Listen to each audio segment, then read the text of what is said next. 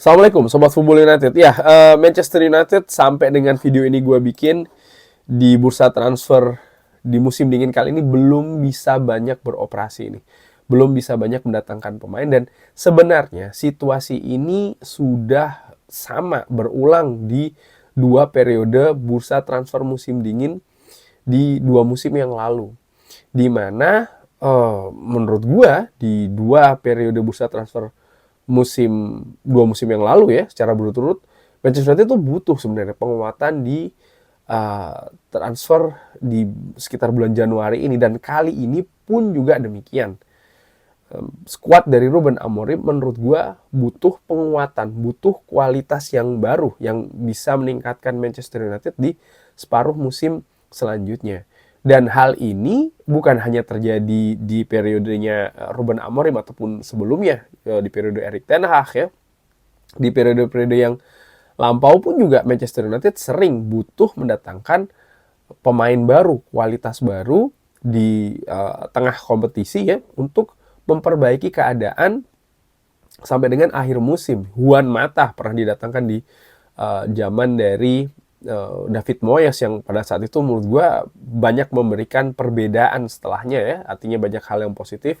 Di zaman Sir Alex Ferguson pun juga sangat sering mendatangkan pemain-pemain yang hadir di sekitar bulan Januari transfer musim dingin. Salah satu yang fenomenal adalah Nemanja Vidic dan juga Patrice Evra, di mana mereka pun juga tidak langsung nyetel. Mereka memiliki periode sulit dulu, tapi akhirnya mereka berdua bisa menjadi legenda di Manchester United. Satu pemain juga yang datang di periode musim dingin ini dan sampai dengan saat ini bahkan menurut gue menjadi rekrutan terbaik setelah periode dari Sir Alex Ferguson, Bruno Fernandes itu juga datang di musim dingin. Nah, kali ini Manchester United nampaknya agak kesulitan ini untuk bisa bergerak ya mendatangkan pemain baru. Ada yang mengatakan atau kabar yang menyebutkan bahwa Manchester United harus melepas pemain dulu atau dan lain-lain. Ada karena keadaan PSR, financial fair play, situasi keuangan yang tidak bagus. Ada apa sebenarnya dengan keadaan finansial dari Manchester United? Dari situasi PSR dulu ya. Ternyata kerugian, ini dari informasi-informasi yang gua rangkum ya. Jadi kerugian dari Manchester United ini melebihi batas dari PSR untuk jangka waktu 3 tahun. Jadi Manchester United ini sebenarnya sudah melampaui hal tersebut ya. Dan kalau secara keseluruhan utang dari klub ini sudah hampir tembus 1 miliar euro. Ini angka yang sangat-sangat tinggi dan sangat-sangat mengkhawatirkan bagi situasi klub Manchester United. Dan ini sebenarnya sumber kenapa ya dua hal tadi itu ya, antara Manchester United yang sudah menembus nih angka kerugian batas PSR selama 3 periode, lalu utang juga sangat tinggi, di mana utang itu juga ada sebagian besar merupakan dari transfer-transfer yang sudah dilakukan sebelumnya, transfer pemain sebelumnya ya, di mana itu ternyata belum lunas dan itu masuk ke pembukuan utang secara keseluruhan klub ini, di mana tadi gue katakan jumlahnya hampir menembus 1 miliar euro.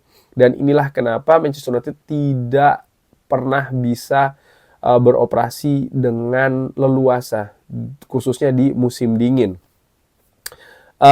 Lalu apakah keuntungan dari transfer ini bisa membuat lebih bebas beroperasi? Artinya keuntungan dari transfer ini ketika Manchester United melepas pemain dulu dengan angka yang lebih tinggi daripada ketika mereka mendatangkan, ya apakah ini bisa membuat Manchester United lebih leluasa bergerak di bursa transfer?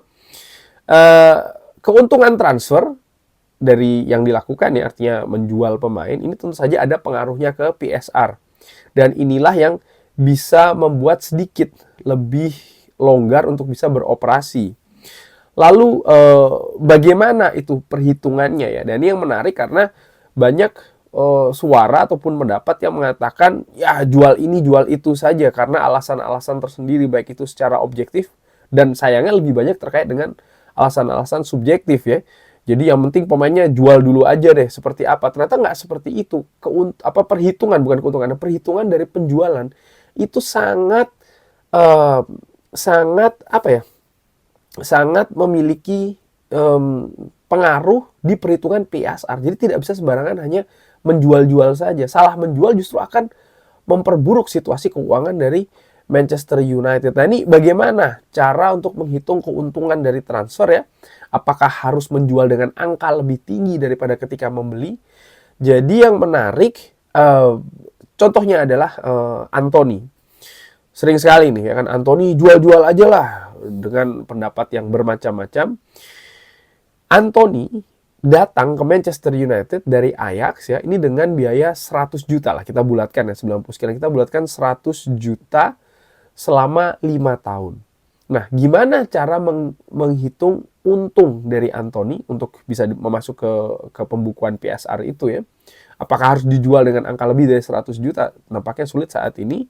Menurut aturan amortization ya, pemain ini bisa dijual lebih murah dari angka ketika dibeli, tapi tetap dihitung sebagai keuntungan. Lah, ini bagaimana bisa? Jadi begini, Anthony 100 juta untuk 5 tahun kontrak. Maka tiap tahun valuasinya dihitung turun 20 juta. Angka 100 juta dibagi 5 ya, berarti setiap tahunnya 20 juta. Nah, sekarang Anthony ini masuk tahun ketiga. Jadi valuasinya ada di angka 60 juta. Kalau Manchester United bisa menjual Anthony di angka 65 juta, dianggap akan memiliki keuntungan 5 juta. Jadi seperti itu ternyata cara menghitungnya ya, menurut gua ya, dari sumber yang gua dapatkan, sorry ya. Bukan menurut gua, tapi dari sumber yang gua dapatkan. Valuasinya seperti itu. Nah, sekarang nih pertanyaannya, ada tidak yang mau bayar Anthony di musim ini? Kan memasuki musim ketiganya, belum selesai musim ketiga. Jadi valuasinya masih sekitar 60 jutaan.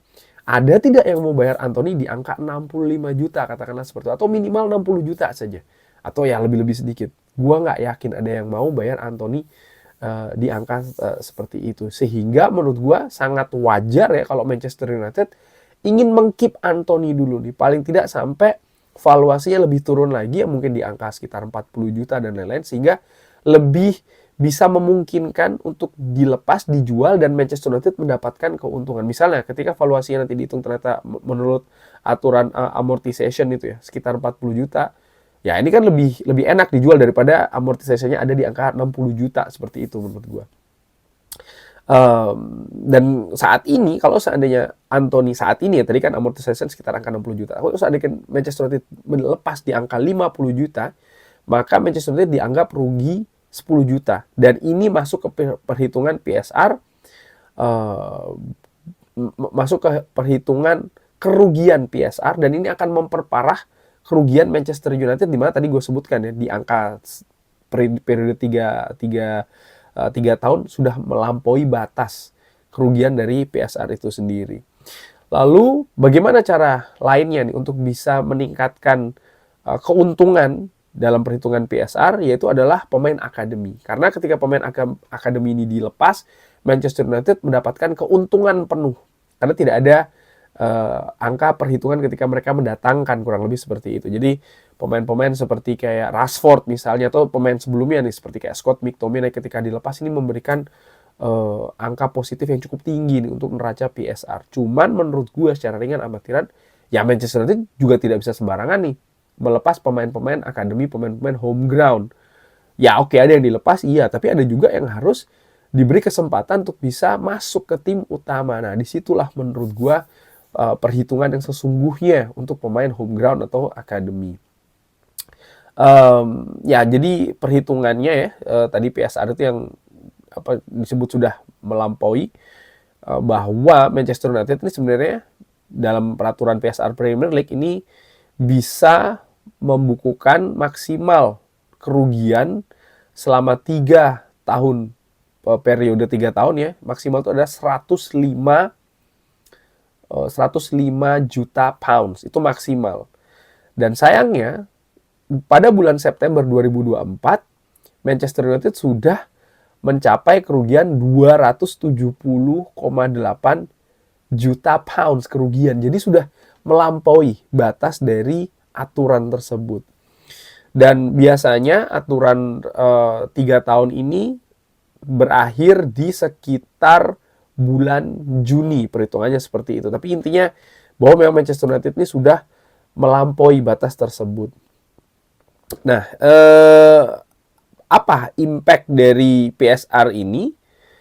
Beberapa analisa mengatakan kalau Manchester United ini sudah melampaui batas dari PSR. Dan ada beberapa pendapat juga masih ada kemungkinan nih Manchester United untuk bisa apa ya, semacam kayak menekan kerugian tersebut sehingga mendekati atau tidak melampaui batasan dari aturan PSR tersebut. Dan apa namanya, momentumnya salah satunya adalah di musim dingin kali ini, dan juga tentu saja nanti ada di musim panas, tapi lebih ke musim dingin kali ini. Sehingga menurut gua pemain seperti kayak Marcus Rashford ya, pemain-pemain yang dari home ground ini ya diusahakan betul bisa mendatangkan income ataupun ya semacam kayak keuntungan ya di neraca PSR ini. Itu sangat penting. Dan PSR ini selain dari biaya transfer juga ada biaya gaji. Jadi pemain seperti kayak Casemiro misalnya kalau bisa lepas di bulan Januari ini, termasuk juga Rashford yang gajinya cukup tinggi ya, ini bisa memberikan dampak yang signifikan bagi perhitungan neraca PSR Manchester United, sehingga angka kerugiannya yang tadi sudah lepas itu, yang sudah terlampaui batas, ini bisa semakin ditekan. Jadi balik lagi ya, angka-angka PSR ini termasuk gaji pemain, transfer, biaya agen, dan biaya-biaya operasi lainnya.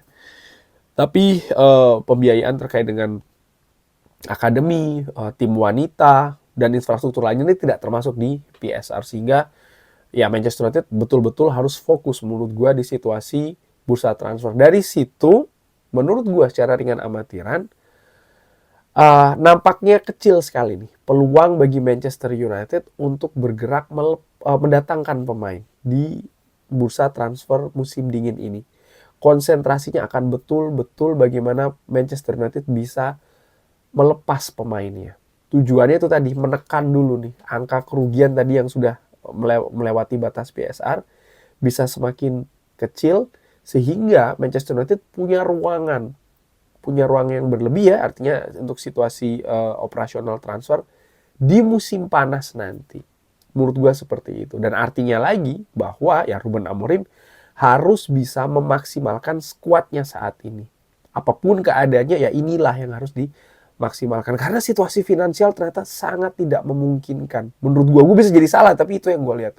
Baik nanti Rashford lepas di musim dingin kali ini, atau misalnya Casemiro pun lepas, menurut gue ruangan tersebut sangat sempit dan mungkin akan beresiko. Jadi lebih baik Manchester United menurut gue ya itu tadi, memang fokus betul untuk melepas pemain-pemainnya. Dan sebelum gue akhiri video ini, pertanyaannya kenapa keadaannya kok bisa seperti ini? Menurut gue inilah buah dari pengelolaan klub yang gak jelas, asal-asalan dan serba salah yang dilakukan oleh Glazer. Bagaimana mereka melakukan pembukuan, perhitungan, operasional, dan lain-lain. Sangat tidak beraturan menurut gue. Sangat serampangan, sangat sembarangan. Sehingga apa ya, inilah yang dirasakan oleh Manchester United saat ini. Sudah situasi PSR sangat terdesak ya. Lalu utang klub pun juga banyak. Tapi di sisi lain mereka masih terus mengambil dividen keuntungan dari klub. Bahkan keuangan ataupun utang dari klub itu masih sangat besar sekali. Dan setiap periode ada juga yang namanya bunganya ya kan, yang harus dibayarkan oleh klub. Dan bunga itu saja sebenarnya sudah sangat besar sekali. Bunga dari hasil utang Glazer yang dilakukan untuk membeli klub ini. Jadi itu masih ada. Dan angkanya pun sangat besar sekali. Dan sebenarnya kalau itu tidak dikeluarkan untuk membayar bunga hutang, katakanlah seperti untuk biaya operasional klub dan lain-lain, ini sudah sangat positif lah katakanlah seperti. Tapi itu tidak terjadi kan, karena memang pengelolaan yang sangat buruk dari Glazer. Jadi menurut gua ya ini yang salah satu yang harus dibereskan. Dan gua pun melihat dan pernah gua juga bikin video kan, bahwa apa yang dilakukan oleh Ineos dengan Sir Jim Ratcliffe, gua masih belum teryakinkan sih dengan kebijakan-kebijakan yang dilakukan, menaikkan harga tiket, lalu memotong pengeluaran klub dengan cara memangkas pegawai, menghentikan biaya-biaya misalnya untuk ambasador klub, untuk yayasan, Manchester United, dan lain-lain ya, kegiatan-kegiatan sosial. Ini menurut gue bukan hal yang... Karena sebenarnya apa yang dilakukan, penghematan-penghematan model tersebut, ini hanya sedikit saja dibandingkan dengan besarnya utang Manchester United. Jadi kurang apa ya? Kurang berasa sih menurut gue seperti itu ya. Harus ada terobosan lah yang dilakukan oleh Ineos. Dan kalau ditanya kepada gue misalnya, apa tuh kira-kira terobosan? Gue sendiri juga nggak tahu. Dan itu memang untuk Ineos lakukan ya, karena mereka sebagai co-owner ya kan. Dan mereka seharusnya juga memiliki pengetahuan yang lebih dengan pengalaman yang mereka miliki dan lain-lain. Sebelum gue akhiri juga video ini, mungkin ada yang mengatakan bagaimana dengan FFP. Setahu gue dari sumber yang gue dapatkan bahwa FFP itu hampir sama dengan PSR, tapi ruang lingkupnya tuh untuk kompetisi di Eropa, di mana Manchester United juga terancam ya kan, tidak bisa berlaga di Eropa, dan ini juga memiliki implikasi sih untuk pemasukan klub. Tapi sekali lagi, kalau FFP itu ya kurang lebih sama aturannya ya, terkait dengan transfer dan lain-lain, perhitungan-perhitungan finansial, tapi untuk skupnya di kompetisi Eropa. Kurang lebih seperti itu. Kalau gua salah tolong dikoreksi ya. Tapi sebelumnya terima kasih banyak sudah menyaksikan. Jangan lupa like, share, dan juga subscribe. Wassalamualaikum warahmatullahi wabarakatuh. Thank you.